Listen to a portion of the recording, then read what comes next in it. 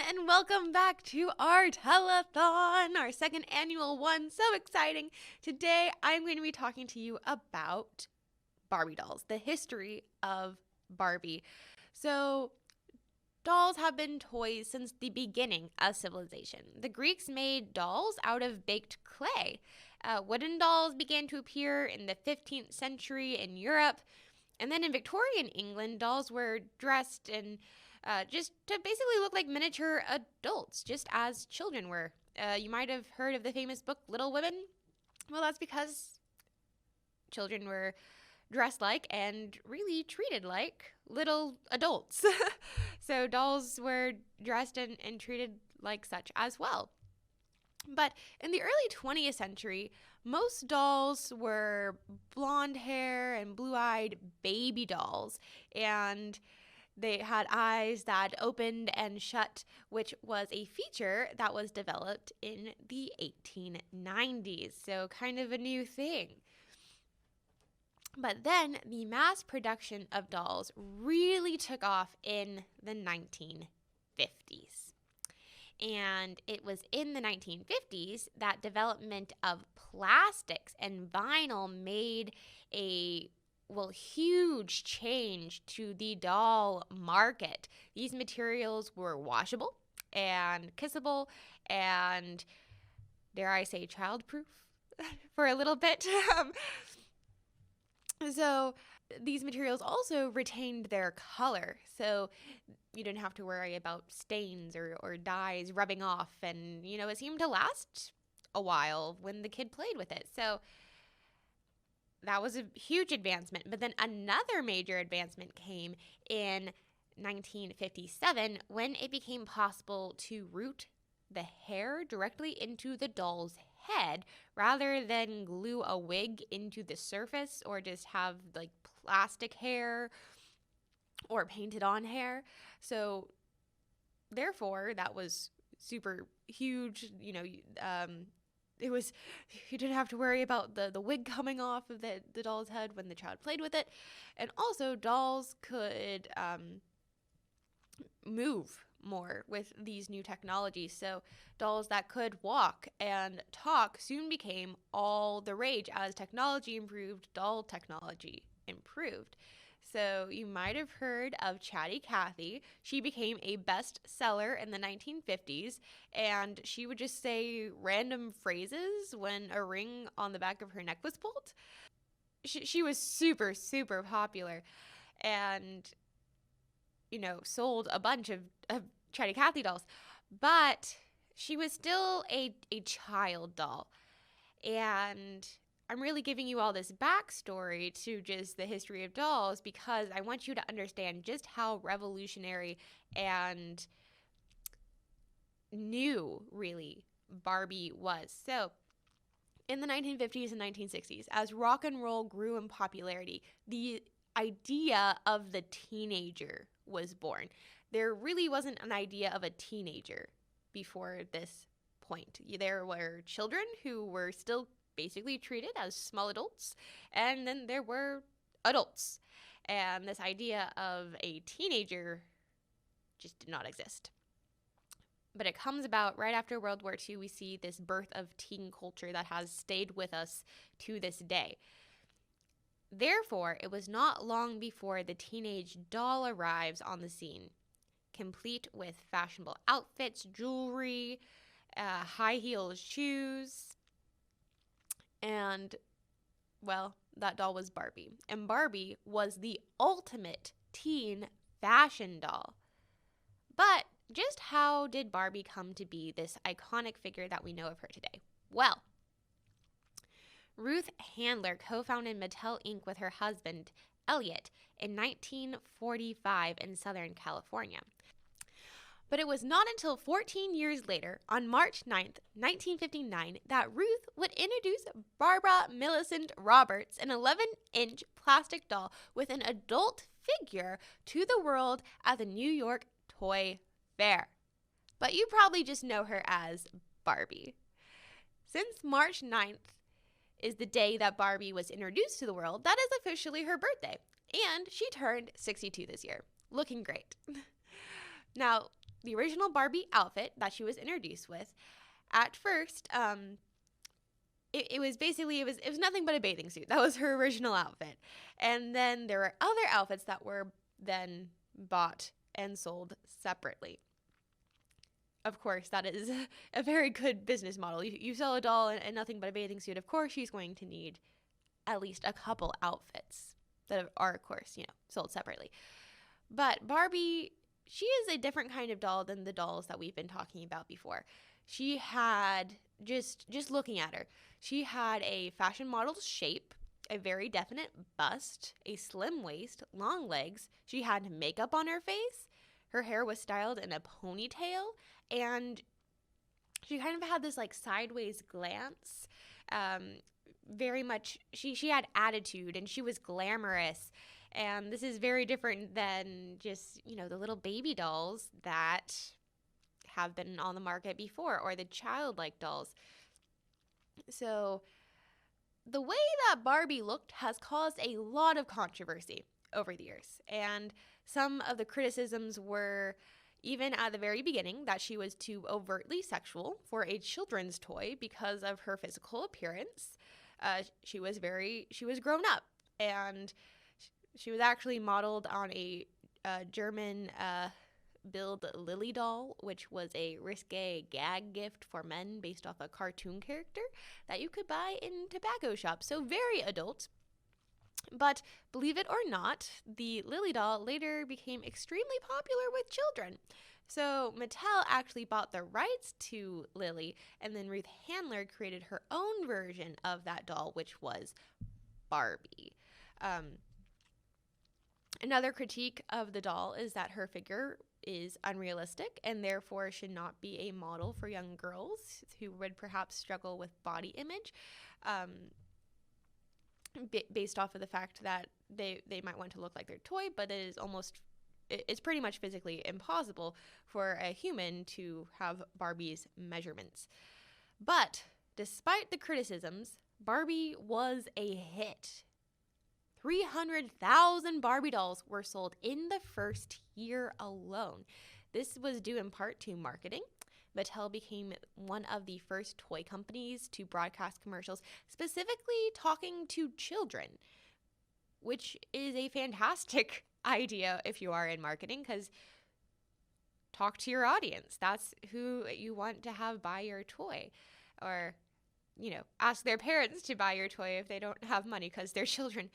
But Mattel was also one of the first to sponsor the Mickey Mouse Club TV show. And it would run its commercials during this incredibly popular kids' TV show. And therefore, you have just perfect marketing right there.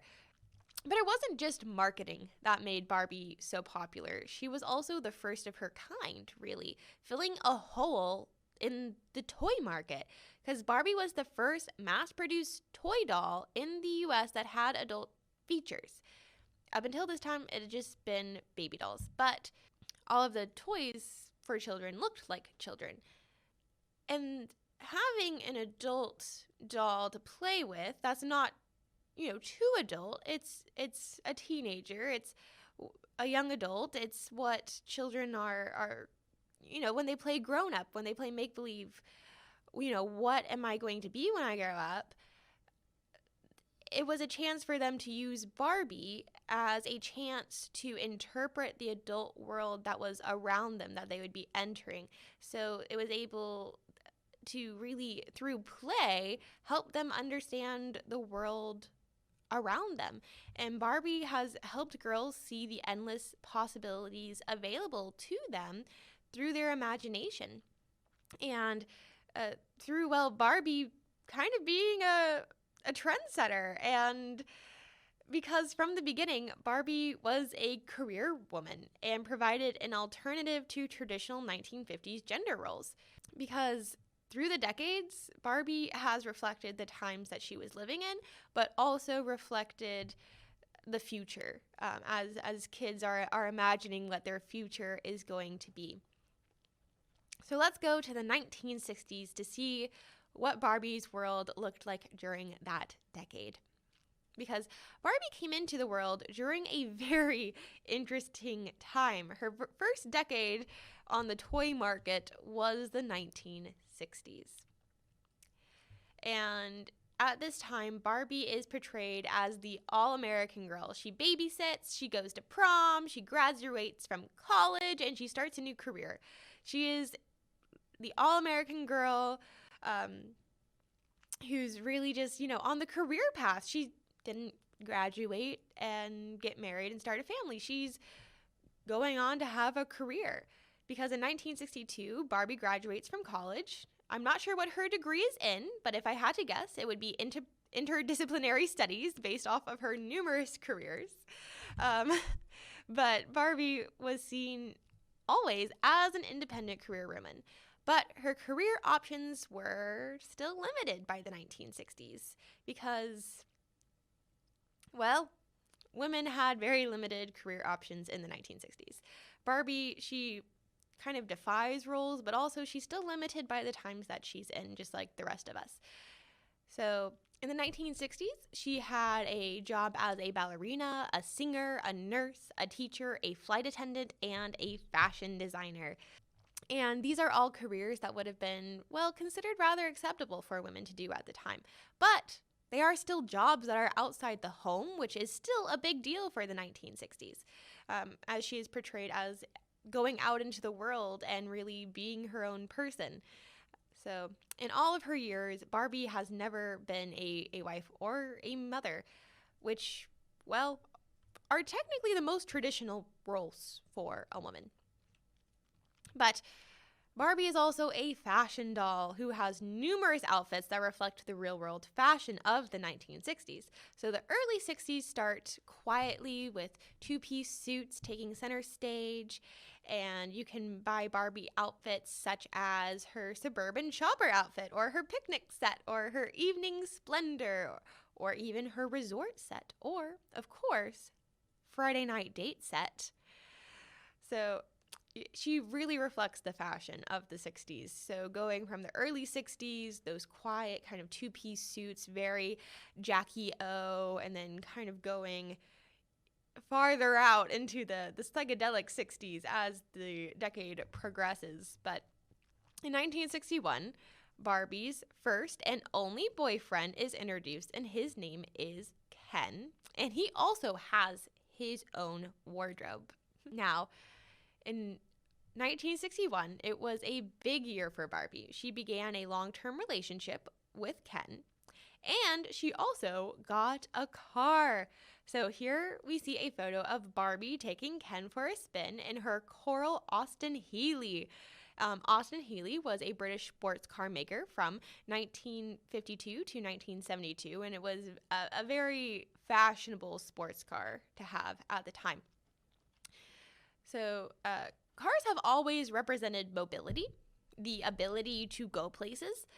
But by the 1960s in America, cars had also really become a necessity as the suburbs had exploded and people are then driving into town for work or having to drive to the shops that are more central in their suburb area. So, of course, Barbie needs a car, and she got one. But also in doing this, Barbie is also kind of taking on the stereotypes of women drivers, these myths including a belief that women were excessively cautious or spatially inept and just fundamentally incompetent drivers. These stereotypes have persisted with little change over the course of automobile history, but in doing this, Barbie is getting a car, she is the one driving, she is the one in charge, and she is taking on that stereotype as well. Of course, the car came in pink as well. It also came in a much more subdued brown, and with its wire wheels, Barbie had the latest thing in sports cars. This also is showing how just Barbie has a very glamorous lifestyle, and her car very much reflects that. And this continues throughout Barbie's life. In the 1990s, Barbie gets a Ferrari. This dream car suits the glamorous lifestyle of Barbie. So we see her get new, very high-end different cars throughout the decades. All right, so as I was saying, the 1960s, a huge decade for Barbie, because in 1962, Barbie buys her own dream home. And I'm not sure how she did this, because it wasn't until the mid-70s that a woman could access a line of credit independently without a man. Usually it was her husband who would have to co-sign her application to even get a credit card. So for Barbie to own her own house at this time is absolutely extraordinary, because that means she probably had to pay cash. But I'm not sure how she did it, but Barbie moved into her first home in 1962, and it was perfect for her, and also perfect for those who were playing with the house. It was portable for play. It was made entirely out of cardboard, so nice and light, easy to carry, easy to assemble. The dream home also came complete with lots of stuff, and of course, all of these accessories were tasteful decorations that Barbie picked out with great care to create her ideal home. But then in the 1970s, Barbie moves from a kind of plain rustic home in the suburbs back to the city. So we see Barbie go out to the suburbs, and then she kind of wants to go back to the city, and that's because that's where the glam and glitz of city life is having a rebirth, revitalize, and of course Barbie has to be where the action is. But then in 1991, Barbie gets her own magical mansion, and it's a colonial style house. And then in 1998, she moves into a Victorian style house. So beautiful homes. I love the historical architecture that Barbie gets to live in. And of course, those houses are pink, because that's Barbie's signature color. Now, by 2011, 1.6% of women aged 25 to 34 shared Barbie's living situation of being single and owning their own home based off of census data. Based off of the 1960s U.S. Census data, just 0.1% of young women aged 25 to 34 owned a home by themselves. That's around 1 in 1,000 people, about 1 in 1,000 women. Barbie really personifies the American dream. She owns her own house, her own car, her own life. She went to college, got a great job, and she's being revolutionary in doing this as an independent woman. And I provided you some of that census data just so you can see how really extraordinary Barbie having her own car, having her own house, going to college, getting a job, being single, still having a relationship with her boyfriend Ken, but really just being her own independent person is a super big deal and is not heard of really in the 1960s. So Barbie is really providing this alternative to traditional gender roles and really is inspiring in a way. All right, but then in the mid-60s, mid-60s, so this is the years 1965 to 1967, when Barbie kind of takes a turn, because as the 60s begin to evolve, so does Barbie. So as I was saying a little bit earlier, this idea of teen culture, this idea of youth culture, it's really, really beginning to take off in the mid-60s. It's been there in the 50s and the early 60s, but right now it's really exploding in the mid-60s. And this rise of youth culture leads to changes in fashion, music, and also lifestyle. And Barbie kind of captures the mood of this moment. So in 1963, Barbie meets her best friend, Midge, and they are the same size so that they can share clothes. And Midge was introduced not just for marketing and sales purposes of trying to sell more dolls and more clothes, but also to counter criticism that Barbie was solely a sex symbol.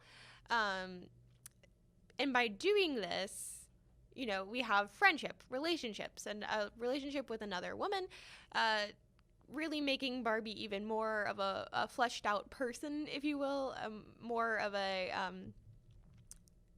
she's just like you and me. She has a best friend, she has a boyfriend, she has a house, a car, a career. She's a person. She's not just a symbol of something. So Midge really has been very good friends with Barbie ever since they met in the mid-60s. And she's, come and gone over the years as she's had her own family and whatnot. Because in 1964, Midge finds a boyfriend whose name is Alan. And he is really good friends with Ken. So, of course, they all go on double dates. And then eventually, Midge and Alan get married and have their own happy family, which you can purchase. But of course, in 1964, we also get more family for Barbie, countering that idea of her just being a symbol. She is a family person. She has friends and family just like you and me. So in 1964, Barbie has a younger sister named Skipper. And she is petite size. She's a little smaller than Barbie. And so she has her own wardrobe, of course, that you would have to get for Skipper. Now, in 1965, we see some very interesting technology take place. The girls are given bendable legs. So this makes them even more lifelike, and now they can sit and are easier to pose. So that's an interesting technological advancement for Barbie. But also in 1965, Astronaut Barbie went to space. This is 4 years after Alan B. Shepard became the first American in space on May 5th, 1961. And this was 2 years after cosmonaut Valentina Tereshkova became the first woman ever in space while on board the then Soviet Union's Vostok 6 spacecraft in 1963. But this is still 20 years before an American woman would go into space. The United States had screened a group of female pilots in 1959 and 1960 for possible astronaut training, but then later decided to restrict astronaut qualifications to men only. The first American woman in space was an astronaut and physicist named Sally Ride, who served as mission specialist on a flight of the Space Shuttle Challenger in 1983. So Barbie, you could say, was the first American woman in space. But again, we see Barbie really blazing a trail for women because there were no American women in space for young girls to look up to. They had Barbie. Of course, until Sally Ride went up in the 80s. But this is still in the 60s when Barbie first got to go to, space with her own astronaut outfit. Now, by the end of the 1960s, skirts are even shorter, and Barbie is wearing very trendy mini dresses and pantsuits to go to the go-go clubs. Her face also changes too at this time. She looks even younger with very long eyelashes and wide blue eyes. And then in 1966, we have Twiggy, who comes along, who is very much just a symbol of the 60s. Twiggy is the first celebrity friend of Barbie to be introduced, so Twiggy gets her own Barbie doll. And Twiggy was a British cultural icon and a prominent teenage model during the swinging 60s in London. Twiggy was initially known for her thin build and her kind of androgynous appearance, considered to result from her big eyes, long eyelashes, and very short hair. But this appearance of Twiggy as a doll started her tradition of Barbie making celebrity dolls, which include Cher, Audrey Hepburn, Diana Ross, and J.K. Rowling. All are just a few of the women who had later joined the ranks of celebrities that were, made into Barbies. Of course, in 1969, there is a lot going on in America after 1968, of course. This is kind of almost a reckoning with that. We have the civil rights movement, the assassination of Martin Luther King Jr., and as people are pushing towards civil rights, Barbie is also acknowledging that and thinking, well, who is represented and who's not represented as a Barbie. So in 1969, we have Christie, and she is the first African American friend for Barbie. So she has ethnically correct curly brown hair, large brown eyes, and light brown skin. And, she's the first African American friend for Barbie, showing, people that you can be friends with people who don't necessarily just look like you, which is a pretty big deal at this time. And having a doll for, that would look like an African American girl for them to play with, to, be able to play with someone who also looked like them, that's a really big deal. And then in 1970, Christie gets a boyfriend named Brad, and he talks. He has a ring pull in the back of his neck, which is one of like the first Barbies to do that, and he says Christie's the greatest. So in the early 1970s, making music, seeking universal peace, and exploring alternative ways of living are just really features of this decade that Barbie also reflects. The tempo of life in the 70s is much slower than it was in the 60s.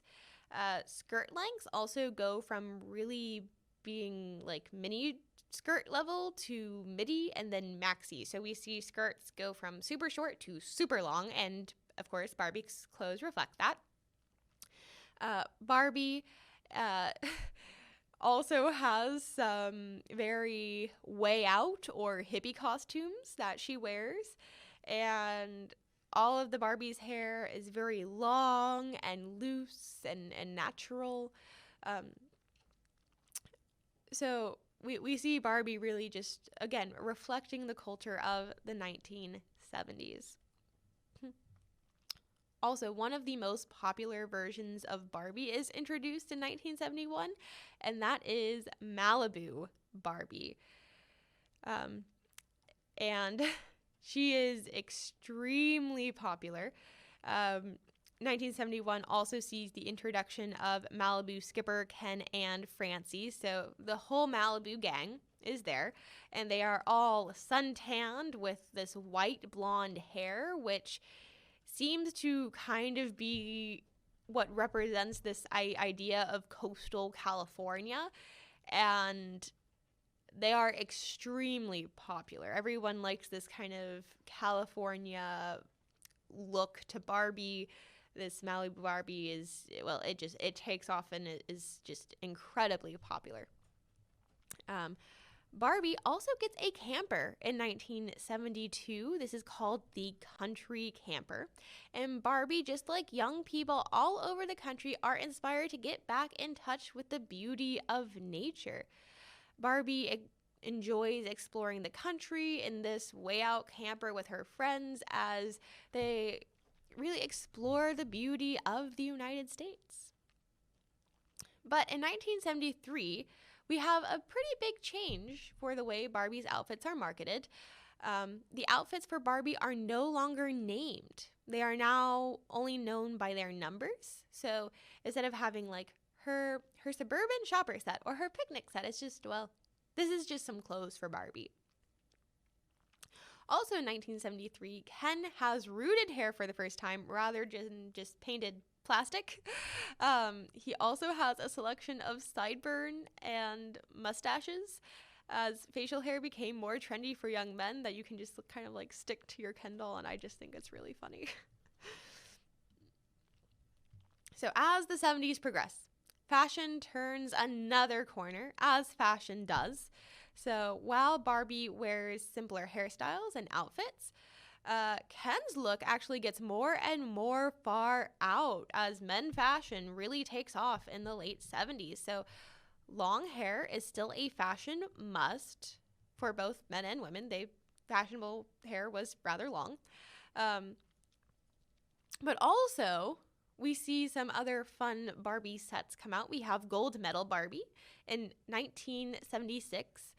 It's an Olympic year, and international athlete Barbie trains hard to compete in the Summer Games, which were then held in Montreal, Canada. We also have Gold Medal Ken. And he's a competitor in the Winter Olympics, though, which were held, of course, 2 years after. And his sport was the downhill ski race. And, of course, as the name suggests, he wins the gold medal.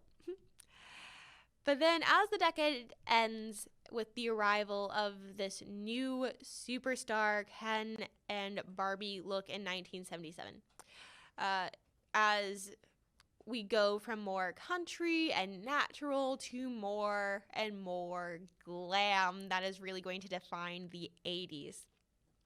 So this idea of a superstar that, they're going out and walking the red carpet and dancing the night away, is really what we end the 1970s with. So we have superstar Barbie and we have superstar Ken, but we also have superstar Christie, and they all have this sun-streaked hair and wide, very white smiles. It looks like they, might have whitened their teeth for this red carpet event.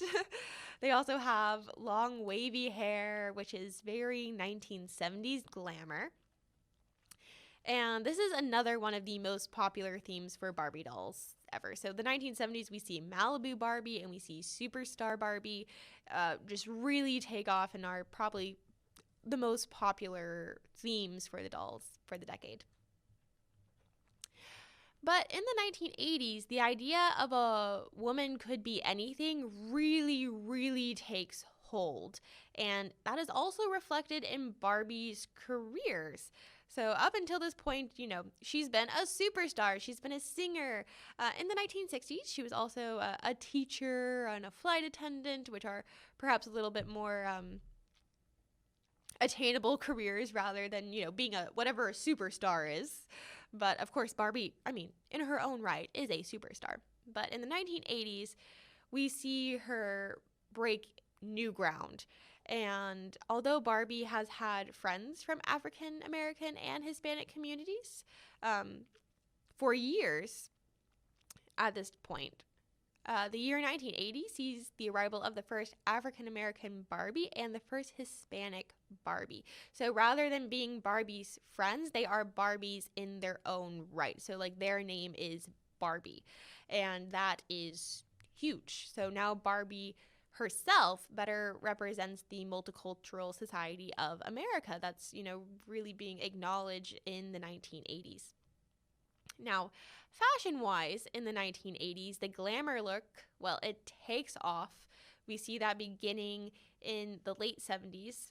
It's a really interesting evolution. So the natural look that was popular in the early 70s, that is completely gone, and it has been replaced with, its counter opposite, which is all-out glam, very much an emphasis on, makeup and giant hair and giant clothes, and, just the presentation is just completely different.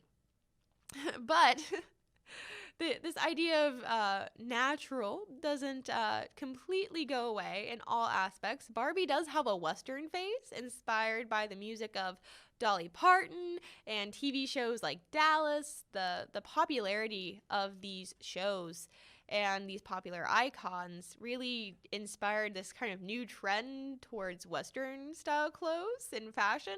And Barbie, of course, got on that trend as well. Also, in the 1980s, Barbie got her own designer jean label, which was fashionably tucked into her cowboy boots. But in the late 80s, so the second half of the 1980s, in 1985, CEO Barbie comes out. She's running the boardroom in her pink power suit, and then takes off the jacket, and she's ready to party the night away. So she goes from night to day, as the idea of a woman could have it all is really reaching its peak.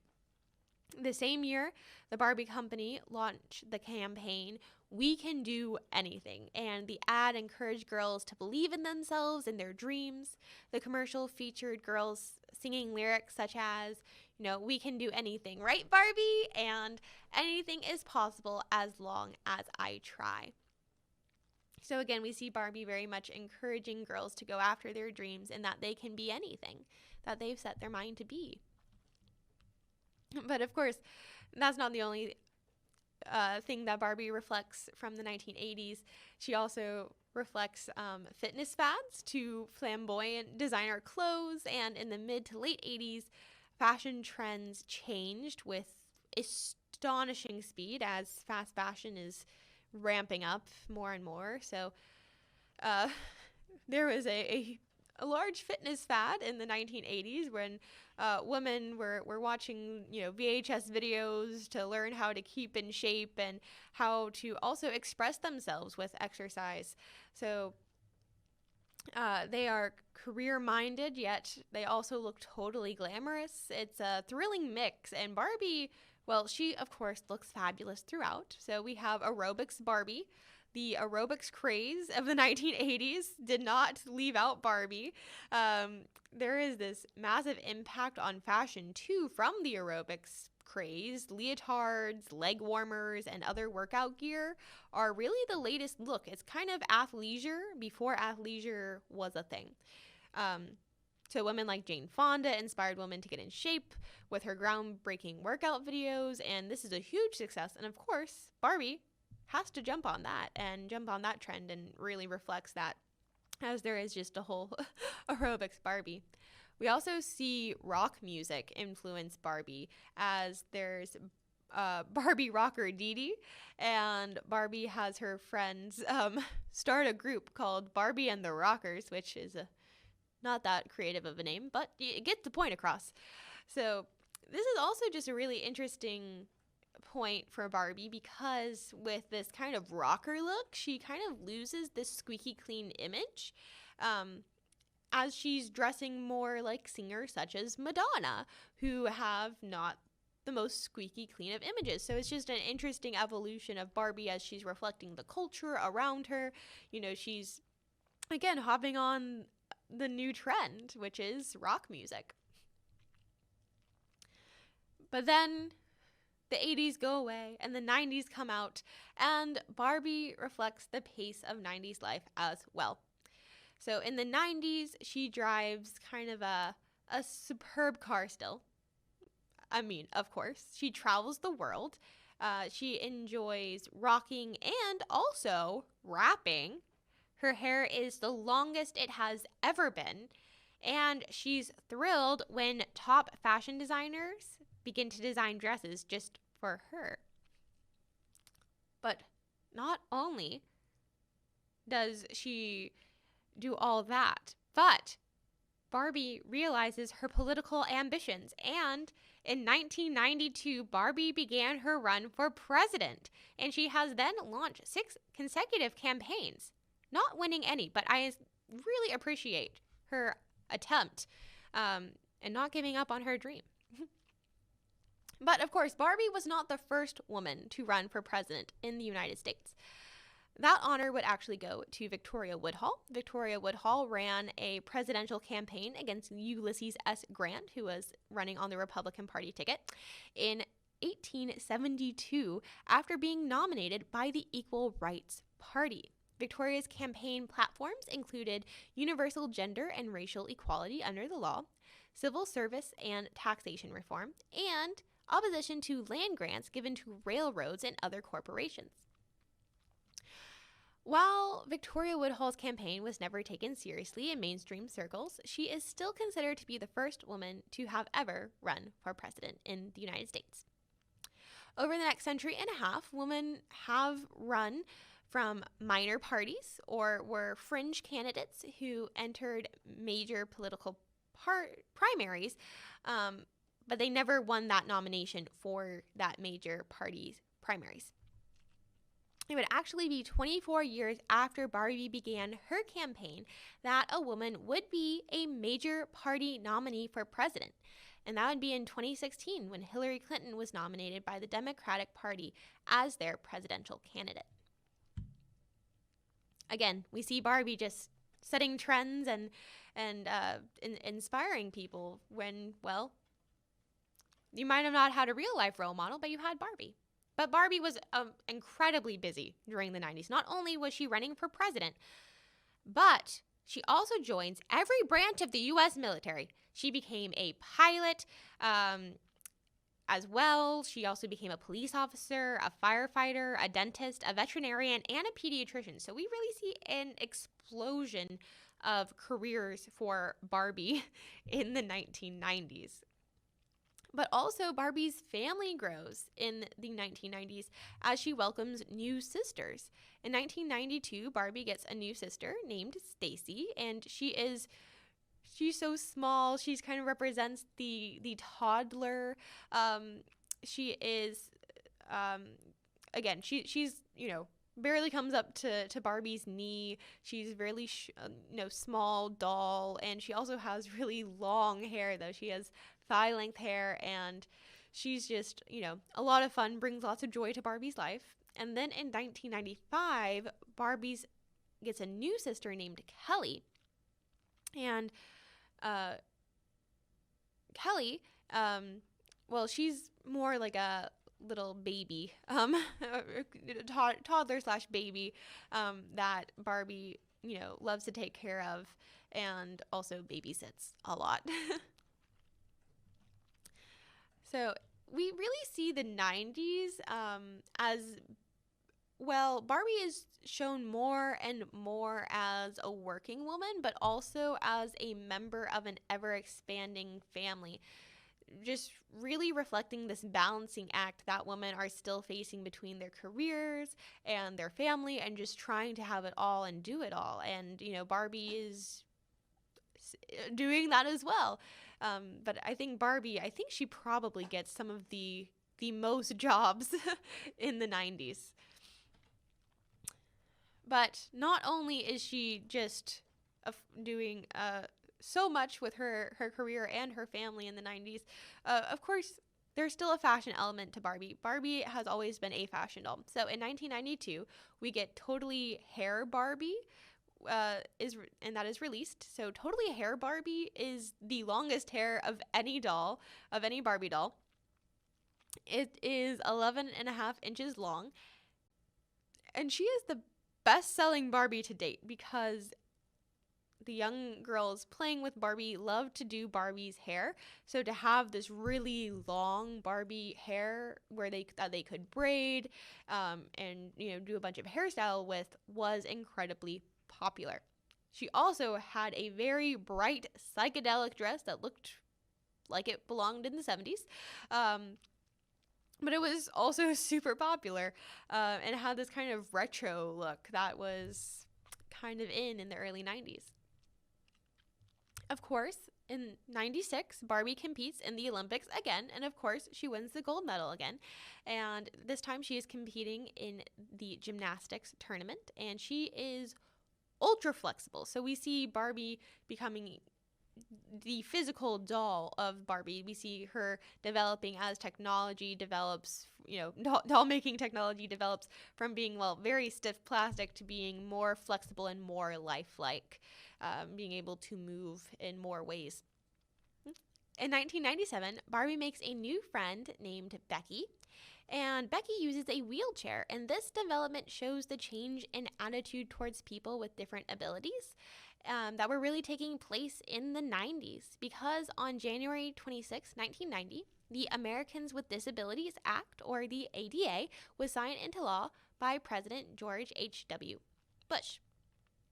So this act prohibits discrimination against people with disabilities in several areas, including employment, transportation, public accommodations, communications, and access to state and local governments' programs and services. So we see Barbie again reflecting the changing attitudes and times and accepting people who, look different than Barbie does. And then the turn of the century happens, and in 2001, Barbie makes her first feature film, Barbie and the Nutcracker. This is a computer animated film. It is released direct to VHS and DVD. The film is loosely adapted from the story The Nutcracker and the Mouse King, which is also the basis of Tchaikovsky's ballet, The Nutcracker. And in this movie, Barbie also does ballet. She is a ballerina, really going back to one of her first careers ever in the 1960s as a ballerina. and, inspiring young girls like myself to do ballet. And this movie was just a huge success for Barbie. Just a huge success, and has led to a grand total of 39 Barbie movies that have taken place since then, which is a whole lot. Barbie has had movies from everywhere, from being, Rapunzel, Princess and the Pauper, the 12 Dancing Princesses, going through a lot of old folk tales and such, but then also doing some more modern things. In one she, is in a band, or she's a vlogger, and kind of going back and forth between very more traditional folk tales that Barbie is, seeing herself in, and also very modern stories that Barbie is seeing herself in. But in 2004, during a rash of high-profile celebrity breakups such as Britney Spears and Jason Alexander, Paris Hilton and Nick Carter, Jennifer Lopez and Ben Affleck, Ken and Barbie call it quits after a 43-year-long relationship. Their publicist insisted that they'll always remain the best of friends. And they didn't have to worry about splitting up their things because the dream house and the car had always been Barbie's. But don't worry, Ken and Barbie do get back together. After 7 years apart, Barbie and Ken did reunite. Now, that's the early 2000s. We then have the decade of the 2010s, and that is when Computer Engineering Barbie came out in 2010. And it was the 126th career for Barbie, which is just a lot of jobs. But this job, Barbie, this was the first job Barbie ever had that was publicly voted on. So female computer engineers rallied on the internet asking people to vote for this career and to push for more representation of women in STEM fields, which, of course, Barbie has always been a representative of women, really, in fields that, well, might not have that many women. So Barbie continued to represent women in fields where they are underrepresented. So Barbie became a race car driver, a newsroom reporter, an architect, a detective, and a film director. So the Architect Barbie came out in 2011, Detective Barbie came out in 2014, and Film Director Barbie came out in 2015. Mattel also produced a bald friend of Barbie named Ella, which was created to help young girls with cancer, have a Barbie that reflected their experience and what they looked like. But there were only a limited number of these Ella dolls that were made, and they were distributed directly to hospitals. But after a petition from a cancer patient's mother in 2014, Mattel agreed to produce more Ella Barbie dolls. In 2016, a new line called Barbie Fashionistas were introduced to the world. And these Fashionistas, they came in 4 different body types, 7 skin tones, 22 eye colors, and 24 different hairstyles. This release addressed long-time criticism that the doll did not accurately reflect the diversity of modern women. So Barbie actually made the Times cover with this headline that said, "Can we stop talking about my body now?" It is estimated that if Barbie were a real woman, her measurements would be 36, 18, 38, which is a rather unattainable form. So many claim that Barbie provided girls with this unrealistic and harmful examples of body image and kind of fostered perhaps a negative body image for young girls. But now with this new release, Barbie has more realistic and a wider variety of body types, so that hopefully anyone can really kind of see themselves represented as a Barbie and see that there are lots of ways to look as a woman. In 2019, marking Barbie's 60th anniversary, Mattel released a new Barbie body type that featured a smaller bust, less defined waist, and more defined arms. again, adding to even more body types for Barbie. The addition was just the latest in Barbie's expanded line of featuring a wider array of body shapes and types. So, despite criticism of Barbie that has, been there really since the beginning, sales of Barbie-related merchandise continue to soar, topping $1 billion annually by 1993. And since 1959, over $1 billion in the Barbie family have been sold around the world, and Barbie is now, a bona fide global icon. Barbie is still the best-selling doll of all time, and while Barbie is mainly thought of as a fashion doll, I hope you learned during this presentation that she is so much more than that as well. And because she's a career woman, she's joined every branch of the U.S. military, she's run for president, she's been a ballerina, a singer, she is a superstar in her own right. She's been a teacher, a doctor, an architect, a film director, a race car driver. And Barbie has really, been not just a role model for girls, but just she's provided representation, because when girls didn't have an actual representation in some field, they had Barbie. Barbie has represented so many firsts for women. Barbie has not only been a reflection of the times that she is in, but in many ways she has always been ahead of her times. So I hope you learned a little bit more about the history of Barbie during this presentation. Thank you so much for joining us during our second annual telethon. We so appreciate it and hope to see you at our next event coming up momentarily. Bye!